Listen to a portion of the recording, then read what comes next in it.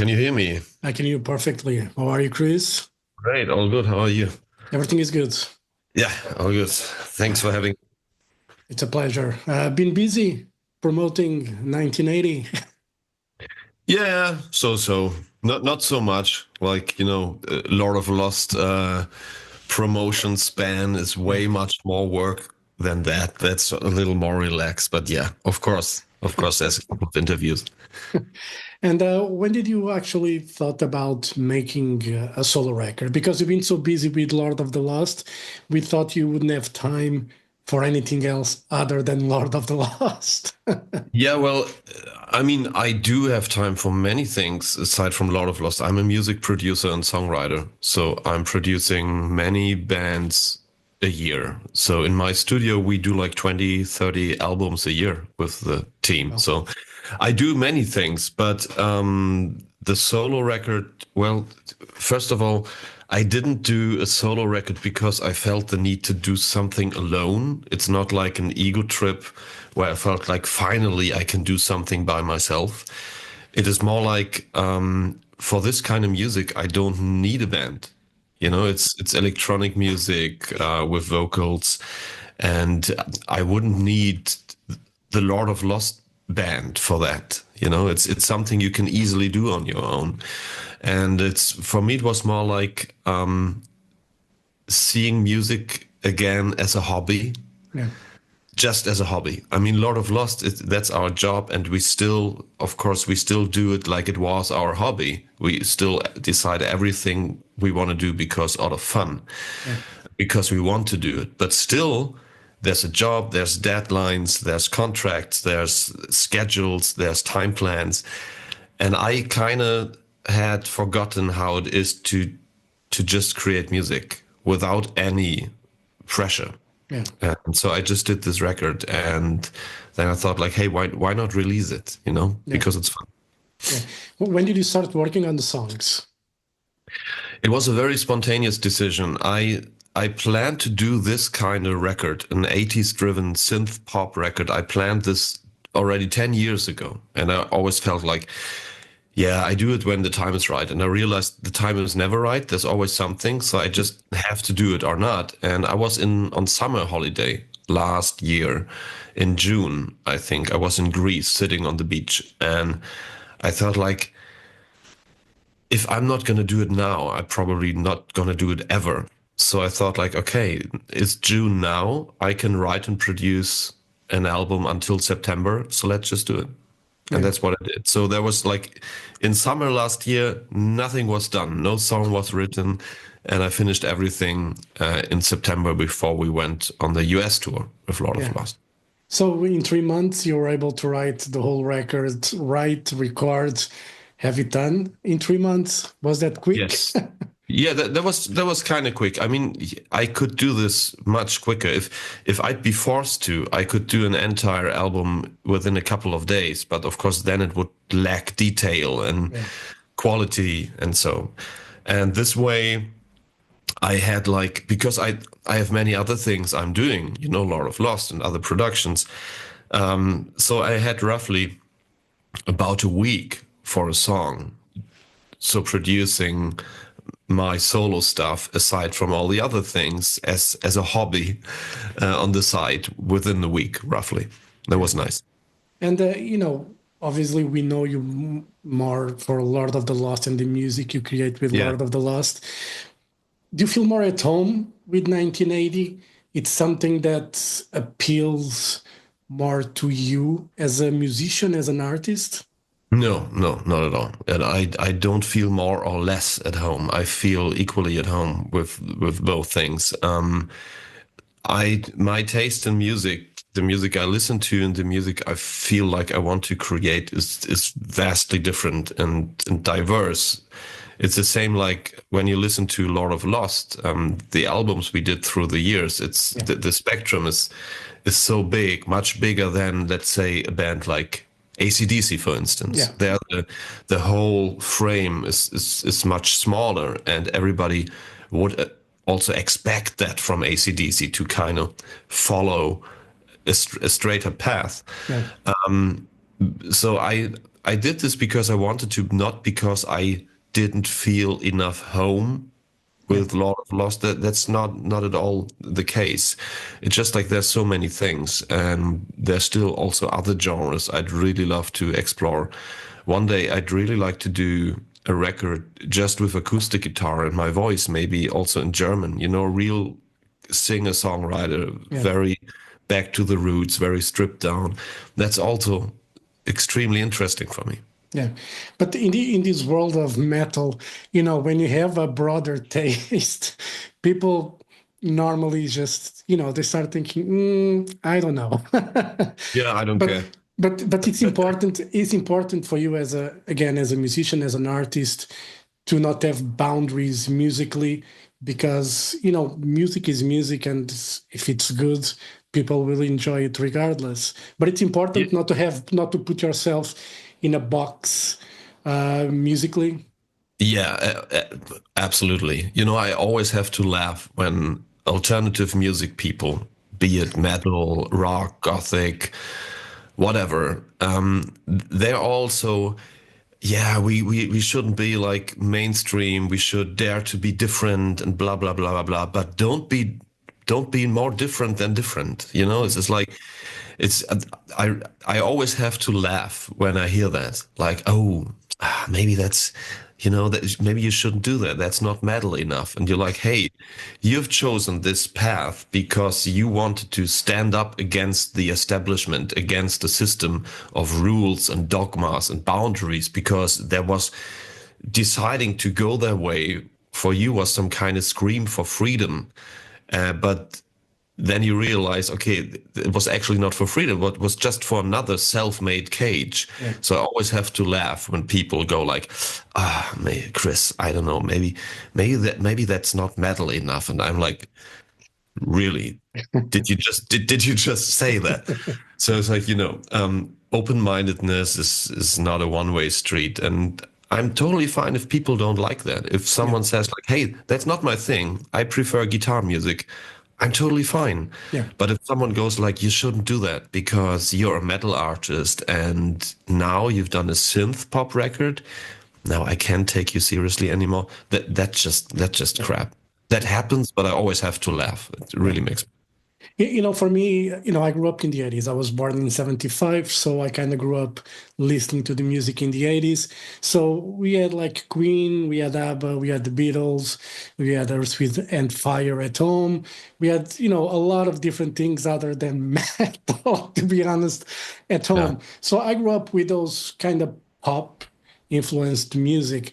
And when I talk with metal people and they just like to, and I love Judas Priest, I love Iron Maiden, but when they just are, their frame of mind is just listen to that, and they cannot, and they are the same age as I, and they grew up with that other music as well, and they don't like it, or I think they're more afraid of saying they enjoy it. Other Yeah, and, than, and, and they're afraid of the other people they're around with, like maybe their friends, and say like, oh, now you're not part of the group anymore because now you listen to pop music. Or yeah, and it's interesting that you just said Queen, because that's actually one of the bands where these things happened. They started out as pure guitar band, call it rock and roll, yeah, whatever. And then they went more mainstream, and especially in the 80s, there went a lot of synth pop and disco yeah, and electronics. And that wasn't just a discussion amongst fans, it was also a discussion amongst the band. yeah, So, this whole thing is not new, you yeah. know. But people always look for something where they can be different, but please, if you're different, then don't be more different than different. Yeah. That doesn't work. And then for me, I think it's so much fun to be able to enjoy other types of music other than just, metal in a way. Yeah. You know, for me, I appreciate metal more after listening to a pop or a classical album, let's say. I can appreciate it more and feel the energy a bit more after listening to a pop and a classical music album. It's just It's just one of those things for me. It works, and I need to stay away sometimes from the guitar and the distortion and just relax a bit, just, you know, ground myself a bit. And then I can explode again listening to Judas Priest and Iron Maiden. Yeah, I mean, I think it's the same. At least for me, it's the same with with everything. You know, when you go skiing for like a couple of weeks, after a couple of weeks, you don't want to see the snow anymore. Yeah, You feel like you want to go to the beach, but when you spend like months on the beach, you feel like, oh, I miss the cold. In yeah, winter, you miss the summer. In summer, you miss the winter. When you eat spaghetti a whole week, you suddenly maybe want pizza or something sweet or a yeah, salad. If you eat salad all your life, then you're craving for pasta. You know, it's yeah, like it's and for me, it's the same with music. yeah, So I love to listen to classical music, and then I feel like now I really want heavy stuff, and yeah, then I listen to Slipknot, and after 2 hours, I think my ears are bleeding. Then I yeah. maybe listen to some Lady Gaga. That's the way it is. Yeah. Well, speaking of Lady Gaga, have you listened to Abacadabra? Did you like the song? If you listened to it? Yes, I did. Just checked the video yesterday, but I was so bewitched by just watching the video. Yeah. The dance choreography is amazing. Like the way they move. So I barely listened to the song because I was just enjoying the video. So I Yeah. have to go back but I'm actually waiting for the album to come out to like really listen to the full album to kind Yeah. of get in the mood. So I don't want to spoil myself too much with the singles before. Yeah, I had a friend of mine that put the just a short clip of the video of Lady Gaga, and he was just talking about the dancing and the choreography. And Yeah, he's that's a great. he's a metalhead, All right, and yeah. he was just saying that how amazing, how artistic it was, the video, and it is. And he had the metalheads like asking him like, "Are you fucking kidding me?" And people not able to appreciate art in different spectrums, it's kind of sad in a way, you Yeah, know? but on the same page, they want to be appreciated and respected for the music they listen to. Yeah, So if someone goes to them and says like, "Oh, you listen to metal, metal is shit," then they're like, "How can you say that?" But they are the same people who say to other music that's yeah, shit. And I think there's a big difference in saying, "I don't like it," or "This is of bad value." yeah, Like this is shit or yeah, this shouldn't exist. That's a different thing. You can dislike whatever you want, but I don't think there is bad music out there. There is just different taste. There can yeah, be music which is badly produced, things that you can actually measure.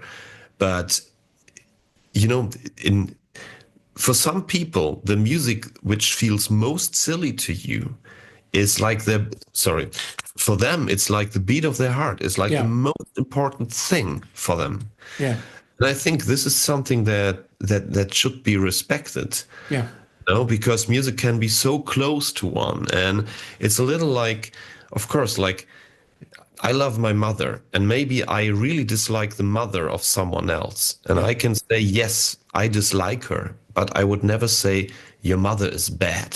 yeah, She's shit. I just say, I don't like her. I don't get her. yeah, And I think it's a little like with music. You yeah, know, you want to just fucking respect other people's taste and yeah, don't judge them just because you feel differently. yeah. But one thing I learned in life was not to force my taste into anyone Yeah, because it why? because it never turns out well.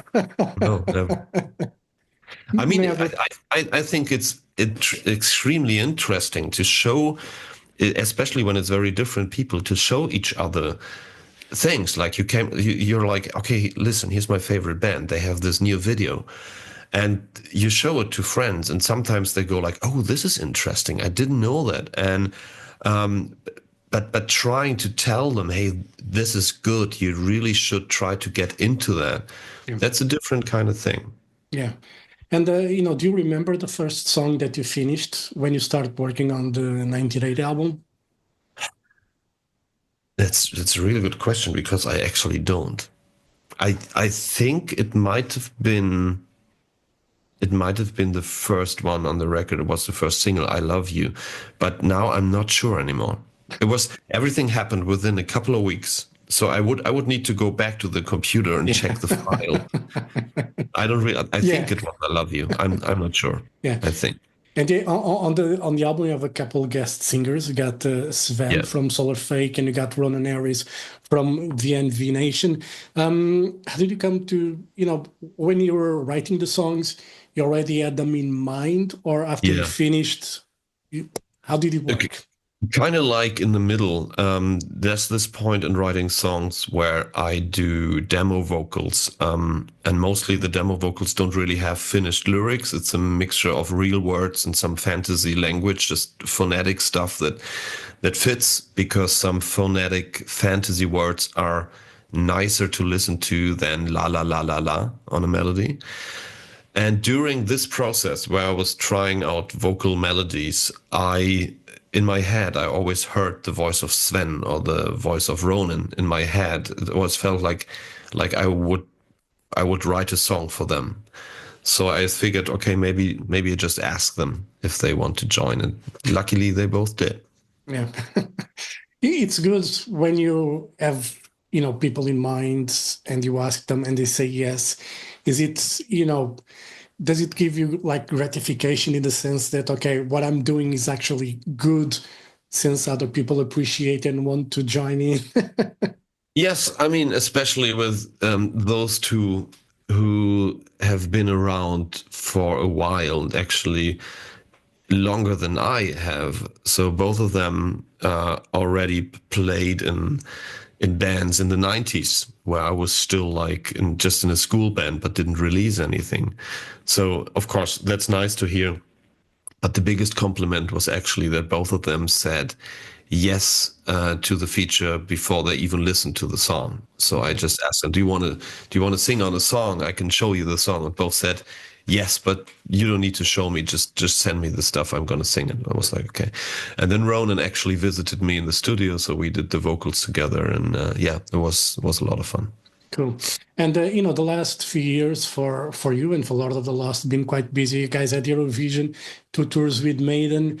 How was that all Eurovision participation? I know you guys did a lot of press, throughout that time for Eurovision, but how was that experience for you guys? Yeah, the press was insane. In 2023, we had 900 interviews within the 1 year. I mean, we're five people, so not everybody did 900. Yeah. Some things were split up. The experience was great. It was really a lot of fun because Eurovision was something I already watched being a kid with my parents. And back then I thought like I'd really love to be on that stage one day. And when I was much younger, I always thought like it's never gonna happen because it was just pop music back then. And then there were some rock acts, and then suddenly, I think in 2011, Lordi Yeah. won, and I suddenly realized, okay, that maybe that would work. So I started pursuing that dream again and tried to get there. And I sent applications like every year for 10 years or something, always trying to get in. And yeah, finally we did it. It was lovely. And we would always do it again. And despite the last place, which wasn't a big surprise. I mean, Germany has a tradition and a history in going last. If we would know before that we would go last again, we would still participate again because it was great. I loved it. Being together with so many artists from all around Europe or the world, it was beautiful. Yeah. And production-wise, when Eurovision was in Portugal, because I work on RTP, we worked on during that time, and watching rehearsals, all the Yeah, camera plans, it's amazing. it. How was that? Did you take, a lot of to bring with Lord of the Lost with that Yes, of course. experience?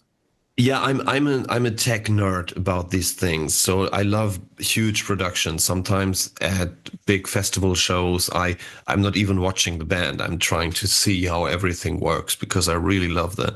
And I mean, Eurovision, that might be one of the biggest entertainment shows ever being produced for TV, maybe besides the Super Bowl or something.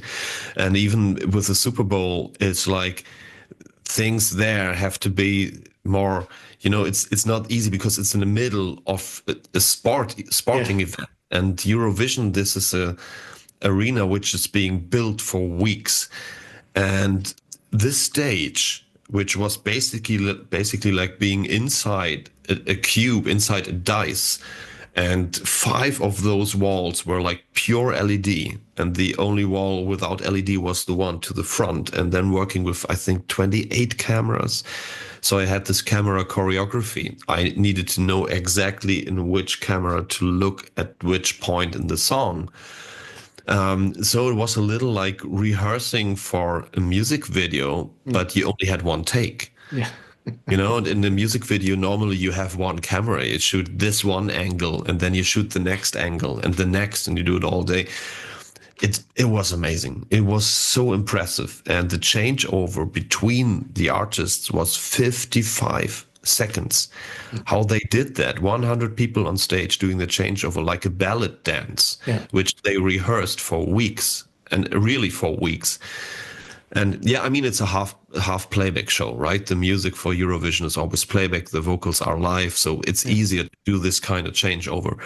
But still, it was amazing. yeah, And yeah, I hope one day maybe I can just be in the arena and watch it again, or be in some kind of crew for some other artists yeah. to accompany them and see one of these big finals again. Yeah, that's what I think. Like the experience of being a producer in that kind of show, and see all that tech being used and how it's programmed, and it's an amazing. I love that side of things. I prefer more that side than actually the stage thing. That's why I'm not a musician or an Yeah. artist, because I like being on the other side. It's amazing experience. And Chris, to wrap it up, Lord of the Lost, you guys are in the studio. We're wrapping up the new Yeah. record.